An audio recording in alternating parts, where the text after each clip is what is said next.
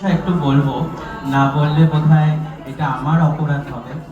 প্রথমে আসি দাদার বিষয়। আমি যখন ফোনে বলি, এখনকার দিনে কি হয়, যারা নবীন প্রজন্ম তারা আগে জিজ্ঞেস করে কি হচ্ছে, কি পাবো, আমি কি পেলাম, আমাকে কি দেওয়া হবে। এটা বলার কারণ এই মানুষটি যে অভিনয় জীবনের দীর্ঘ 50 বছর, 60 বছর পূর্ণ করেছেন, সেই মানুষটিকে যখন আমি প্রথম ফোন করি যে দাদা আমার অনুষ্ঠান, আপনাকে পাশে থাকতে হবে, আসতে হবে, উনি বললেন আমাকে যে কোথায় হবে আর কবে হবে। এইটা হচ্ছে একজন শিল্পীর পরিচয়। হ্যাঁ, এবং তার জন্য প্লিজ সবাই মিলে একটা করজোড়ে হাততালি। যিনি 60 বছর তার অভিনয় জীবনের, আমি বলছি আমার গায়ে কাঁটা দিচ্ছে, 60 বছর তিনি পূর্ণ করেছেন।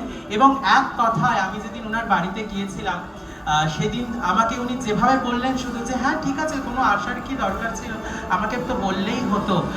এবং মানে আমি সত্যি ওনার কাছে কৃতজ্ঞ। পরে আমি দিদির বিষয়ে আসি।